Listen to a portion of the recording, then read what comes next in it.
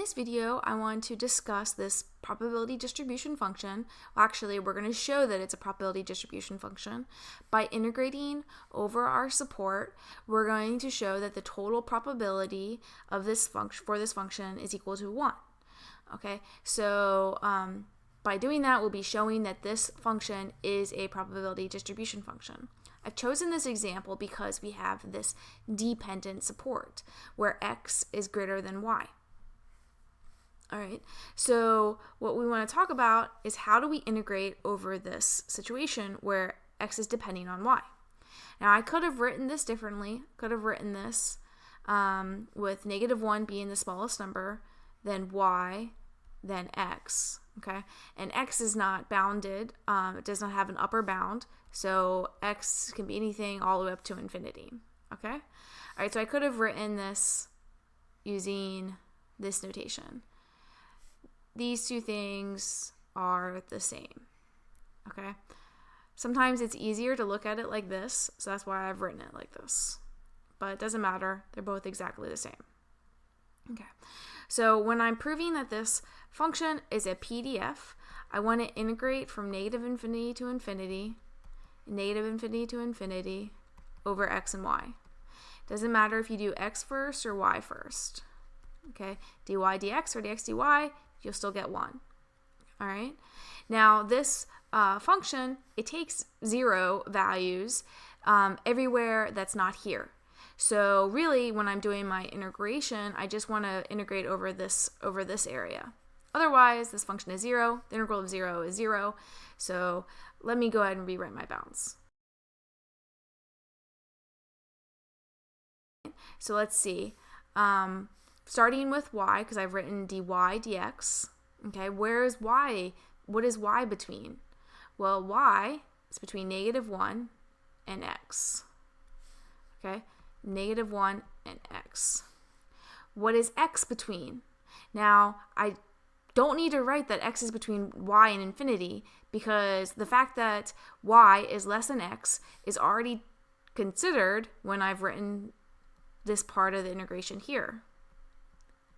Okay, so I don't need to write that x is greater than y. That's already taken into consideration here. So now what is x between? X is between -1 and infinity.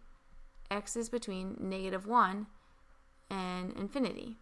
Okay, all right, so this is usually where I lose people, is why is it that we didn't need to do x from y to infinity? Why is it that it was already taken into consideration that x is greater than y with these bounds? Okay, so I think the easiest way to discuss this actually would be to go over to the discrete case. So let us go to a discrete example, and then we'll come back and hopefully it'll help us understand the continuous situation. So say I want to sum over a function. I'm just going to use a different letter this time. I'm going to use g. And same supports, okay? But now x and y are integers. So let us go ahead and think this through, okay? So since x and y are integers, let's go ahead and do y over here, x over here. Let's go ahead and draw a grid. All right, so let's see. This would be our -1, 0, 1, 2, -1, -1, 0, 1, 2. Okay, so these are the values of x, and these are the values of y. All right, so if I were to do this summation, I'm going to go to x equals 3. How would I write this summation? Okay, so I want to sum over only where y is greater than or equal to -1 and x is greater than y. All right, so let me go ahead and rewrite that again. I like this format slightly better. Okay, so this is the same support, just written differently. Okay, so let's think through this. This first block here, does this meet the criteria? Y is greater than or equal to -1, but is y less than x? X is also -1 in this first block, so no. Okay, this second block, does it meet the criteria? Yeah, because x is 0, which is greater than -1. Okay, what about here at 1? Okay, so x is equal to 1. So y equals -1. Yeah, that works. X equals 1. Y equals 0. Does that work? Yeah, 0 is still less than 1. Y equals 1? No, that doesn't work, right? Because that does not meet the criteria of y being less than x. All right, then let's go here at x equals 2. So what am I doing first off? Let's think through what I'm doing. I'm summing over all the different values of x.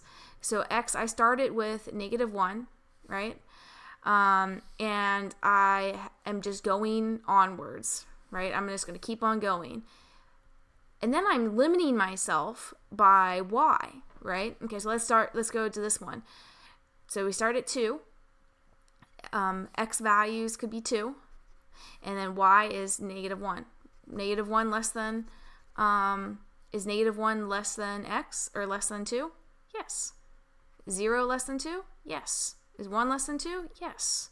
Okay, so I'm stopping when I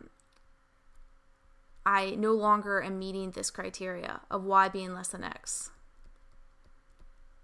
Okay, so let's go on to 3. You just keep on going onwards until we get to infinity, right? We'll stop at 3 though. So 3 would be basically all these guys. Okay, not y equals 3. We'd stop there. All right, so we're meeting this criteria. So we're integrating, in this case, we're summing because these are discrete. So we're summing all the way from all the way from the beginning. But then if we don't meet this criteria of y being less than x, then we're not taking that block into consideration, right? We're not summing that block. All right. So we don't need to say x needs to be greater than y, because y being less than x in this part of the summation already takes that part into consideration. All right. So hopefully this helps us think this through so we can realize, all right, this part of the integration already takes into consideration that that y is less than x, right? So you don't need to have x being greater than y in this part. All right. So once you are here, so we have from -1 to infinity. Let me just write this a little neater. -1 to x, 4e to the -2. Okay, dy dx. All right. Now notice I also said that you could have integrated this dx dy and you should get the same thing. So actually, let's talk about how we would integrate this dx dy. Okay, it should be the same. So let me go ahead and write equals between it. 4e to the -2. Okay, so this time dx dy. All right, so if I'm integrating over x first, then my bounds for x need to take consideration that x is more than y. So I would go x is between y to infinity. Okay, that's matching the bounds for x. So now x being greater than y is already taken into consideration. So now what are the bounds for y? Y would be from -1 to infinity. -1 to infinity. Okay? You don't need, for this second part, this piece here, to include the fact that y is less than x. The fact that y is less than x is already taken into consideration for the fact that x is greater than y in this piece and inside for x. Okay? So if you do these integrals, you should get 1. Either way you do it. Okay?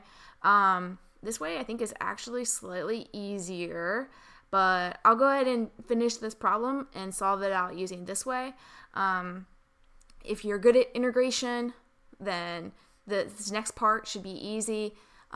This top part up here, finding the bounds, that was the more difficult part of this example. Okay, so let me go ahead and finish it up just so that we have a complete problem here. Okay, so I'll go ahead and finish it up using this one.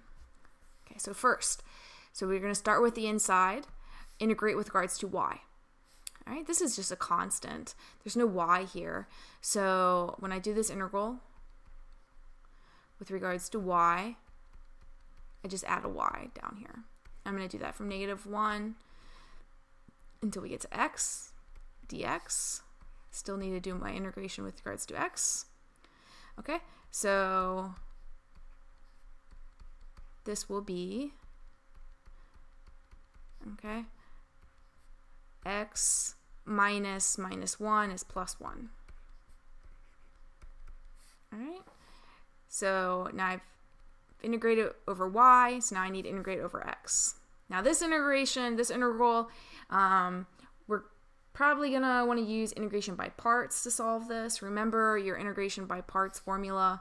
The integral of u dv equals uv minus the integral of v du. Okay. I think if you solved it this way, you wouldn't need integration by parts, so that's why this way is a little bit more difficult, but still, we can do this. So let's go ahead and define u to be this piece over here, x plus 1. So then du would be just dx, right? If you integrate this, you just get 1. Not integrate, but if you derive this, you just get 1, right? Okay, so then dv, if u is this piece, then dv is going to have to be that piece. So dv will be 4e to the negative 2x plus 1 dx. So then v, basically, if you take the integral of this, remember when you take the integral of, remember when you derive e to the x or e to some power, it's the same thing, and then you have to take derive the top piece here. So the derivative of this top piece is just -2. So since I'm taking the integral to the opposite of that, instead of multiplying it by -2, I'll divide it by -2. So 4 divided by -2 is just -2. Okay. All right, so now I have all my pieces. So let's go ahead and solve this. So let's see, u is x plus 1. V is -2e to the -2x plus 1. Remember, you need to evaluate that piece from -1 to infinity. Okay, then minus -1 to infinity. V is -2e to the -2x plus 1. And then du is just dx. Okay, so now this is something I can integrate easily. Okay, now when I plug in infinity, I'll get basically infinity plus 1 times -2 e to the -2 infinity plus 1. Now, this is e to some negative infinity power, right? So this is really, really, really small. And as x goes to infinity, this is, since we have the negative power, this is basically going to be close to 0. Okay, so that'll be 0. Then if I plug in -1, when I plug in -1, this is 0 actually. So -1 plus 1, no matter what this is 0. So 0 times anything is 0. So this will also be 0. Okay, let me write that as 0. All right, so then minus, let's do this piece over here. Let's see, if I take this integral, I'll want to divide this by -2. Okay, so actually that just goes away. All right, and then evaluate that from -1 to infinity.